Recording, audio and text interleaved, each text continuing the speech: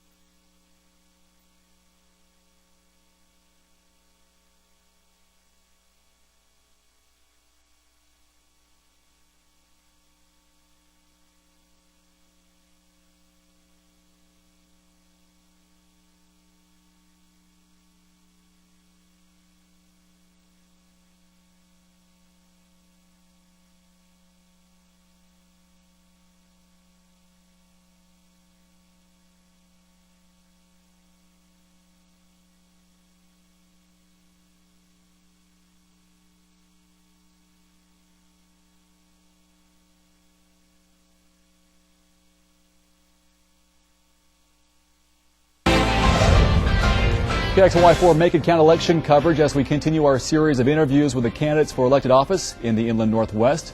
We are joined tonight by Idaho Lieutenant Governor Jim Risch, who is running for the U.S. Senate tonight. You're running for the seat vacated by Larry Craig, who was caught up in that scandal last year. Do you think Senator Craig's reputation has hurt Idaho? Well, I think that I'm looking forward, not backward. That was a real tragedy for Senator Craig, for his family, for all Idahoans, really. Mm-hmm. And that ends on January 3rd, and we need to move forward, and that's where I'm looking. Okay. Your opponent, Larry LaRocco, says that you have hurt Idaho voters by increasing taxes, namely the grocery tax. Your response to him saying that? Well, in America, you can say anything you want. The fact is that we reduced taxes while I was governor. In fact, I delivered to Idahoans the largest tax increase in the history of Idaho. What he doesn't talk about in that is we lowered property taxes 20%. And when I was governor in 2006, we had a real explosion of property values causing property taxes to rise considerably. What I did is I drew a bill that lowered people's property taxes 20%. If you don't believe anything else he tells you, believe this. He wants to reverse what I did for you as governor, and he wants to raise your property taxes 20%, which is exactly what would happen if indeed you reversed what I did as governor. Certainly we put a penny on to protect education. It was the right thing to do, but most importantly on all of this is that at the end of the day, I insisted that go on the ballot in November of 2006 and say to people, do you want to lower your property taxes 20% and put a penny on to protect education?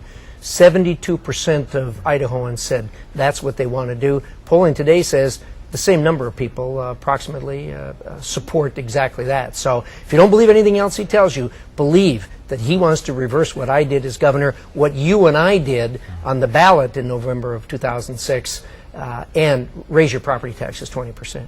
Lieutenant Governor, can you tell me, if you had been senator during the bailout bill, would you have supported it? I would have voted no on the bailout bill.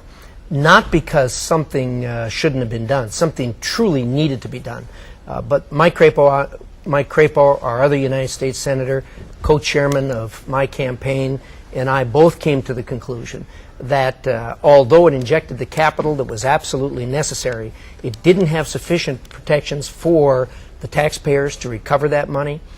It did not go nearly far enough as far as going into the future and changing the systemic problems that got us to where we are. Thirdly, it didn't do nearly enough to go get the bad guys and try to do something about this so that these people were brought to justice for what they did. On top of that, at the very end of the day, which is something as an American I was just disgusted with, is they hung billions of dollars in pork and earmarks onto that bill as they shoved it out the door. I wouldn't have voted for it. Mike Crapo did not vote for it. It needed, the injection of credit needed to be done, but not the way they did it. Okay. Now we're moving on to the yes or no's. If you can just address me back and forth, sure. as you can expand on these. Absolutely. Same questions that we asked your opponent. So number one, will you go so far as to cut funding to bring an end to the war? Yes or no?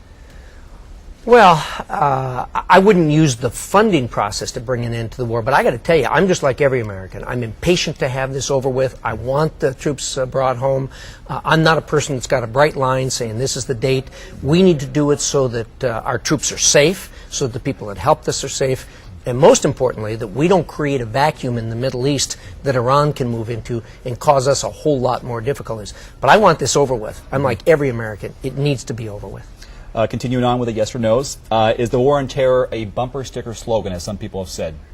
Oh, not at all. I think that we have been very fortunate, and the government, I think, has done an outstanding job of seeing that we haven't had another terrorist attack since September 11th. And they don't get enough credit for that. Clearly, the terrorists would attack us here if they possibly could do that. They've done it in other countries around the world. They'd love to do it here. We need to be ever vigilant on that issue. I think I know your answer to this next one, but should defense spending be reduced, yes or no?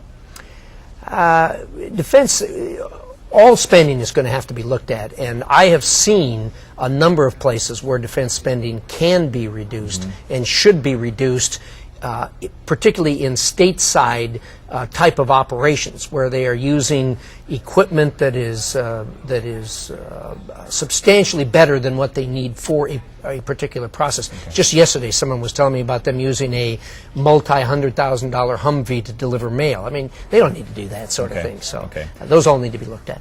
Will you commit tonight to never vote to raise taxes? Yes. Okay.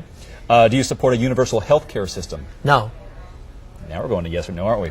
Do you think government should regulate Wall Street more? Yes. Any expansion on that? Well, I got a long answer on this, but I'll give you the executive summary. Okay. In 1929, after the national banks collapsed, we went in and we put in an FDIC system, and we put in insurance and oversight.